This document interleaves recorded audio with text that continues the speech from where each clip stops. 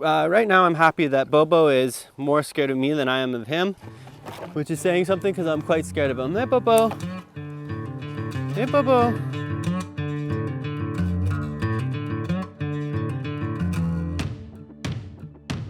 When I was just a toddler, my family went to a rodeo and I was just obsessed from then on.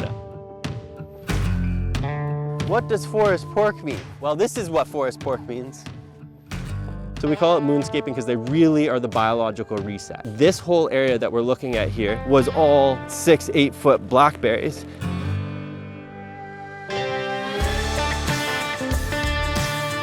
When I moved to this community, no one was doing what I'm doing. This is where we just moved them off of. They waste a lot. So the joke in the regenerative agriculture community is we have grain-fed grass and grass-fed animals. My name's Ben Glassen from Glassen Farms, and I sell pasture-raised meat using regenerative practices on Vancouver Island and to the mainland in British Columbia. Yeah, it was last year at the farmer's market. The cows had arrived on farm and I ran up to my friend Aaron and I said, Aaron, I'm finally a cowboy. He's like, why, you got a horse? I'm like, no, I got cows. Cowboy. You know, my first Christmas 1994, I got my first farm. It was a cardboard box and it was the beef cattle set and it had these little toy Hereford cows. And now I have my Hereford herd. Yeah, what got me interested in this was just living in a rural community as a little boy and feeding grass to the animals across the fence, because oftentimes the pasture would be overgrazed. The ditch grass would be super strong, so even when I was little I was recognizing that overuse of the land and being able to take the wild grass and pass it across to the livestock animal. Buddy is a herding dog. We're currently taking care of him, but I am training him in herding. He does have the instinct for it. He is going back to his family in Australia who just bought a 150-acre ranch. So mine's kind of the intermediate step from the couch to the small farm to the big farm. And he has been expressing good at herding instincts. And with this group of chickens, he's helping train them to move forward when I do the daily move. Okay, buddy, come here.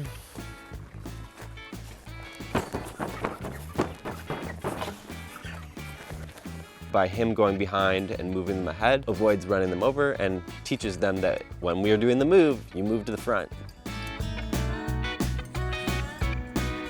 As an adult, I was a professional athlete, so health conscious. Then in university, learned a lot about sustainability and really wanted to have an impact in my career.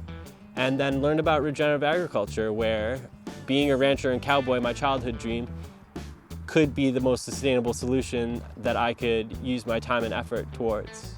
Always open your feed bags before going in with the animals. That saves them, you know, biting your ankles while you're trying to open it. So open it up halfway so you can use this as a handle.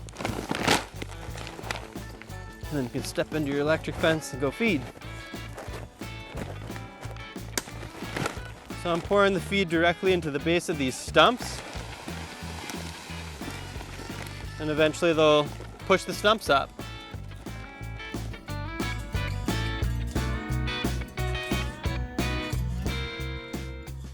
So the little one has to be 150 pounds and Bobo's got to be 700 pounds. He's the biggest pig I've ever known.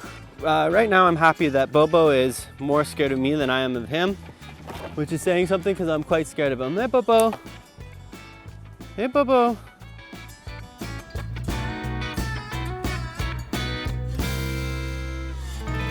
The only alternative to fertilizing crops with livestock manure is we're using petroleum products that can be synthesized into the nutrients, the bare bones nutrients that plants need to grow. The majority of our food is being fertilized with a petroleum product, and it is being applied with a petroleum burning vehicle. With the system that we're applying here in a regenerative paradigm where we're directly applying the manure from livestock onto a pasture, we are skipping so many steps. In past years, I've run end-to-end on this field. This year, you know, one of the principles of adaptive management is disruption. So to disrupt my habit this year, I'm zigzagging through the field. Generally, you want your chicken tractors to be like this, offset, so that it's corner to corner, because if there's predators in the field, they don't have, if they're side by side, they would have a place to hide, whereas here they won't have a place to hide, and then you can allow the wild aerial predators to protect you from the ground predators. I consider myself a regenerative livestock manager. Regenerative is a movement that is looking to improve soil health as opposed to degrading it. When I talk about being a livestock manager, it really makes it clear in people's minds that I'm not a vegetable farmer, I work with animals. Finally, being a manager insinuates that I'm not necessarily the owner of my land. Some of the animals I don't even own. Being a manager allows me to control things. I don't need to own the land, I don't need to own the animals. I just need to take care of the ground, and through participating as a contributor in an ecosystem that would always have plants and animals, I'm just nature plus one. So every farmer has a call for their livestock. Here cows! Here cows! Come here, cows!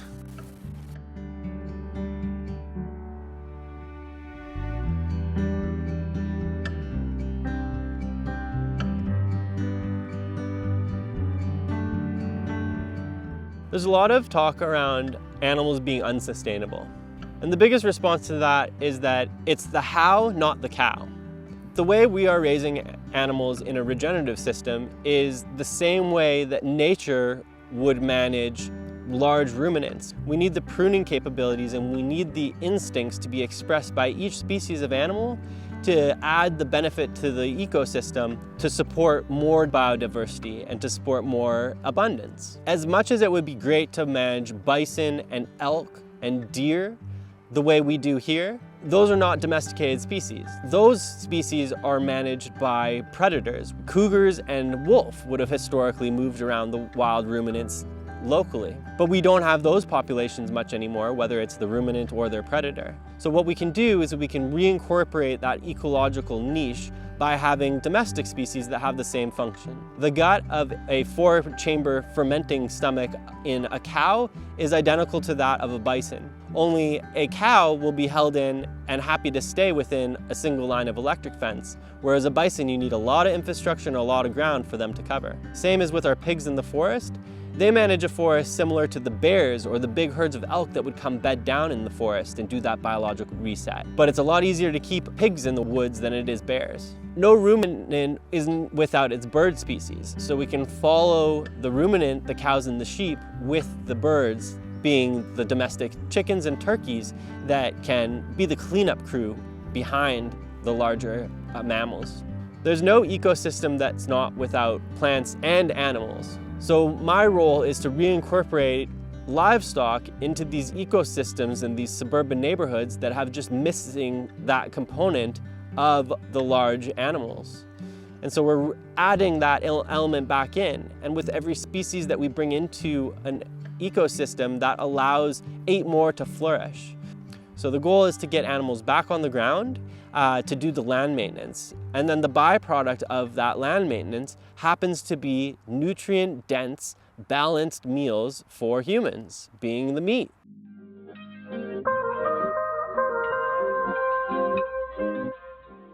I decided last fall, actually, we met him at a fair in downtown Nanaimo, and he had a little booth set up, and it was regenerative farming, and my wife and I are interested in happy meat. So, you know, we're always looking for the next source. And so we went up there and talked to him and chatted. I found out a little bit about him. And then he offered a farm tour. So I came out here and we toured this exact spot right here.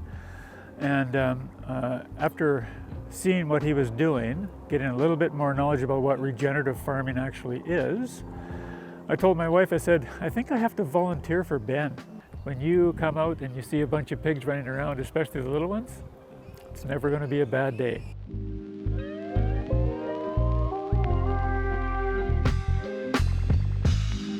If you like what you're hearing, the best way to support this work is by becoming a customer and consuming this. I am producing a commodity, a consumable good that most people are using multiple times a week. So in order to support this work, first and foremost, find a farmer near you and support them by buying their product. I say that the consumer is the real hero in the regenerative agriculture movement because they're going out of their way to find something that's less convenient than going to a one-stop grocery store. And they're investing their money into something that is beneficial for the ecosystem, for the community, and for the financial future of farmers to come. The crisis is that we don't have enough farmers. Our existing farmers are the 1% of the population who are currently retiring and dying with no succession plan.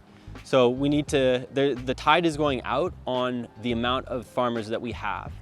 When the tide comes back in, it's gonna be young, enthusiastic farmers and people who are interested and they don't have a paradigm existing in their mind of how farming should be done, so they can be the paradigm shift towards regenerative practices, more modern practices, innovative practices, that for someone growing up on a farm, it's hard for them to implement when the infrastructure and the tradition and the expectation is for them to continue in an industrial system.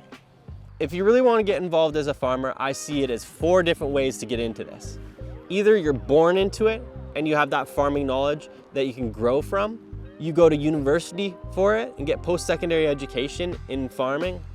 You go volunteer and spend time and labor to pay for your education. Or you do it the hard way that I'm doing it, where you go out on your own and you learn all your own mistakes on your own dime. When I moved to this community, no one was doing what I'm doing. And so I didn't have those forefathers in the movement locally to go to and help. You know, I kind of take it for granted what I've learned. I'm like, oh, I've only been this a couple years. I feel like I'm still prototyping so many of my systems. I don't feel ready to go teach people about this. But then I think about people who are just starting, and I have so much knowledge stored in my mind now.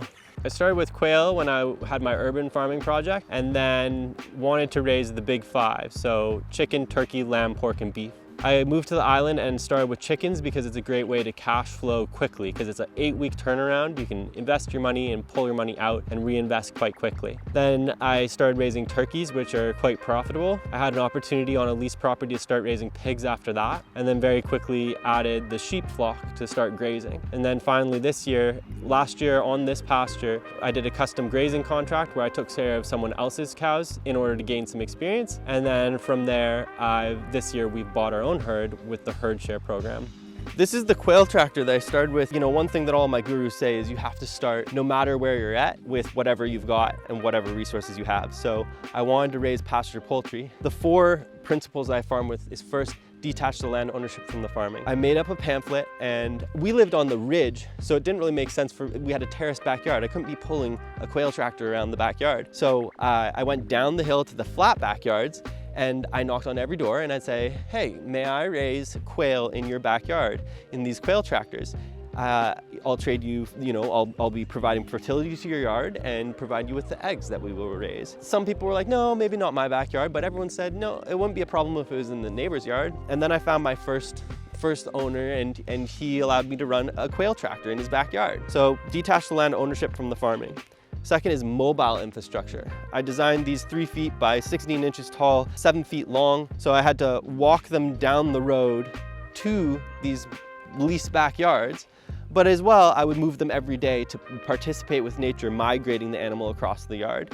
And so I would put little wheelbarrow wheels on the corners of the quail tractor, just the same way I do today with my big chicken tractors. The next piece is modular. So, I started with 1 backyard, and then by the end of the summer, I was up to 5 backyards. I would wake up, I would put my suit on, I would walk to the SkyTrain, and on my way to the SkyTrain, I would move the quail tractors ahead 1 spot to fertilize the backyards. I started with 1 and was to scale up with just building more coops the same way I do today, with just adding more electric fence, adding more leased properties, adding more chicken tractors to be able to scale up or down my operation.